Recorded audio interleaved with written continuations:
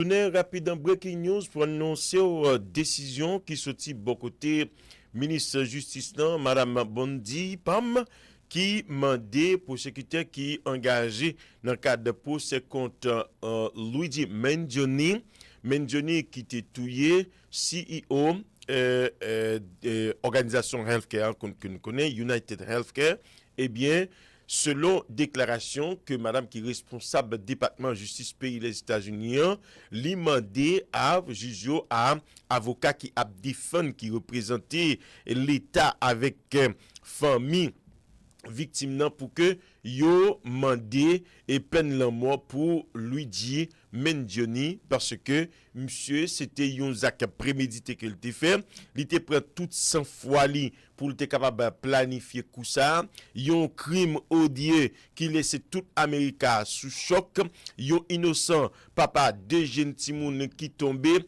en bas coup de zam bandit Luigi Mendioni selon madame Pem Bondi. Et bien dans ce sens ça madame n'a réclamé peine la mort pour monsieur devant la justice américaine dans le cadre de procès ça qui gagnait pour commencer sous peu parce que Mendioni li présenté devant le tribunal et monsieur déclaré li pas coupable. Donc c'est comme ça situation y. Et nous parlons tout de moun qui a layoffs, moun qui a révoqué en dedans ministère santé publique en dedans pays les États-Unis, ces décisions Robert Kennedy Jr., monsieur qui c'est numéro 1 en dedans institution c'est là, eh bien il décidé pour le révoquer une quantité employée au nombre de 20 000 comme ça parce que il y a 10 000 qui étaient déjà perdu job yo, gen l'autre 10 000, monsieur annoncé que y a mis dehors en dedans institution qui responsable dossier santé. ARS la travail avec l'État fédéral là pour qu'a bail information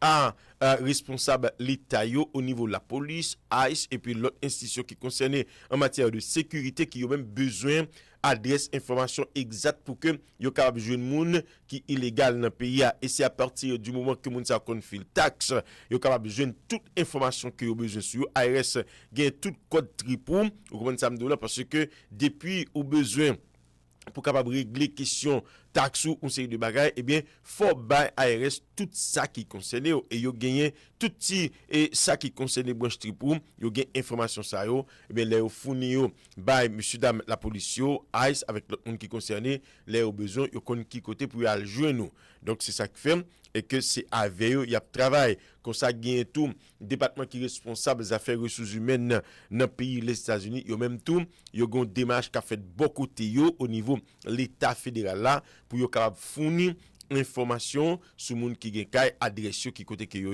pour yo capable alder si là yo considéré comme illégal en dedans pays les États-Unis d'Amérique. N'a retourné dans congrès pour n'entendre plus qui ça qui gagne avec on a partagé information ça red branché. Scattered arts. These powerful, wealthy entities can afford to sue to protect their interest and our rule of law. But instead, they chose to lay down and get steamrolled by the bully. Professor Shaw, how does laying down and getting steamrolled compromise the rule of law and undermine our democracy? Let me just say that, there have been targeted entities, right, including a number of law firms that have, in fact, not laid down, that are, in fact, taking a strong position of resistance to what they believe to be the unlawful components of some of the targeting orders. So law firms including Wilmer Hale, Jenner and Block, Perkins Coie, have made their responses and their views of the impermissibility of the targeting of law firms for no reason other than their decision to take on disfavored representations and to advance legal arguments that the president has personally objected to and sometimes been on the receiving end of. And so, I do think that calling out clearly unlawful executive action is critically important, particularly for entities with resources and stature. And I think that it encourages the targeting in unlawful ways for institutions to refuse to take a stand. I think that the orders targeting law firms are clearly unlawful. I think that some judges have already so found, and I think that the judges that rule on those orders will continue to find that. And the last thing I'll say is I think that law firms that have decided not to fight and that are complying haven't bought themselves any security necessarily. I'm not sure there's any guarantee that they won't be subject to further targeting simply because they have acquiesced in sometimes coercive terms in the first instance. Yeah, when the bully knows that he can bully you, then he's going to continue bullying you until you stand up. And so I'm glad that these other law firms and other academic institutions have and are standing up. What would happen to access to justice for the least of these if these very wealthy and powerful entities that are being targeted today, if each and every one of them laid down and just allowed themselves to be steamrolled? I think there could be a chilling effect in the willingness of law firms to take on disfavored representations. You know, the targeting has not been limited to law firms either, right? There has been an effort to suggest that sanctions will be sought by the Department of Justice against nonprofits and other legal actors that have engaged in litigation against the administration. And so it does seem quite clearly designed to reduce the amount of courageous litigation against and challenges to executive action. And so, you know, I think that the potential costs for the rule of law are, you know, incalculable. Yeah, because it's based on the adversarial system.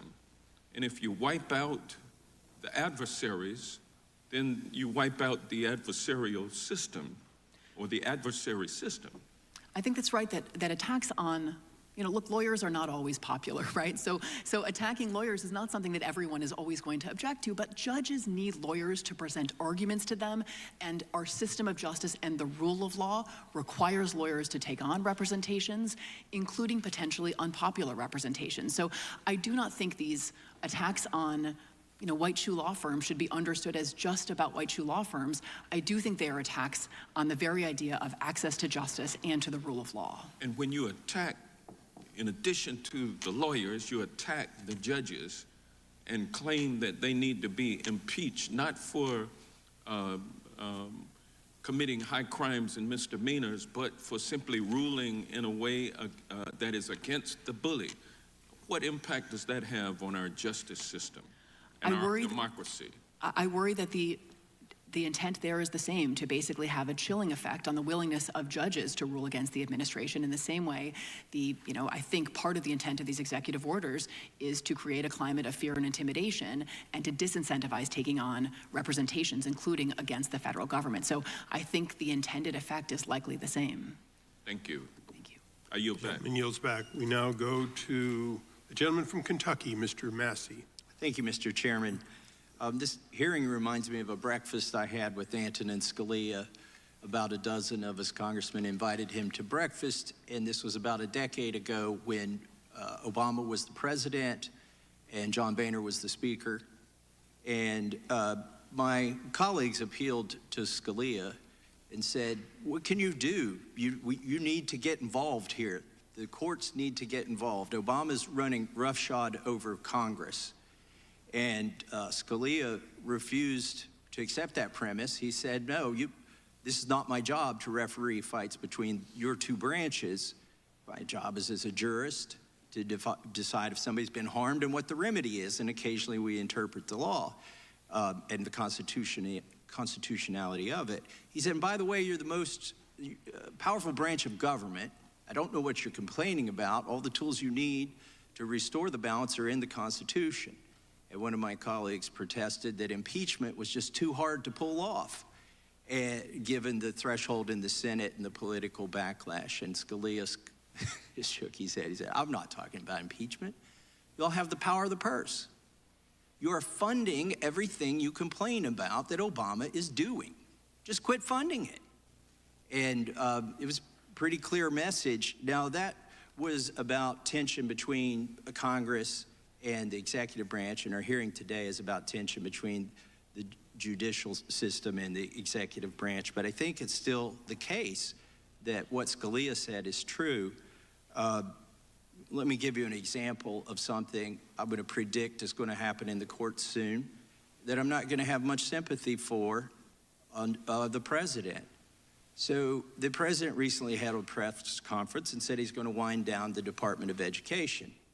Oh, great, that's my bill. I've got a one-sentence bill that eliminates the Department of Education. I should be very excited about this. The problem is, much of the activity that he says he will undertake, he just signed into law the funding of it a week before. We did a continuing resolution that fully funds every single penny of the Department of Education, then a week, and the president signed it. This is, as Professor Shaw pointed out, appropriations bills are laws too, and they require both chambers and then the president to sign it. And so it's an appropriation bill, it's a law, it's in law, and a week later he announces that he doesn't like some of the law, and so he's going to do things differently. So that's my problem that I have. Now, I do think it's a good hearing, and this is a great question. I tend to think that probably there are cases where they shouldn't have nationwide injunctions, but this is a double-edged sword. Under the Biden administration, he did unconstitutional and unlawful things during COVID that were stopped with nationwide injunctions. So, for instance, he had a rent moratorium that was stopped until the Supreme Court eventually basically said it was illegal. He refused to grant religious exemptions to the vaccines in the military. There was a nationwide injunction. Actually, one of the attorneys in that is a constituent of mine, Chris Wiest, who stopped all of the vaccine mandates at that point in the Air Force. That was a nationwide injunction. And then his OSHA vaccine mandate was stopped with the nationwide injunction. So I'm torn on this. You know, maybe if we just don't have nationwide injunctions, people in certain districts can live under tyranny or the perception of it. And if you're in a different judicial district or circuit, you get some remedy from the tyranny. Maybe it works out better that way. Maybe we should have tried each of these cases in each of these courts and found out the answer. But we're listening here to a hearing.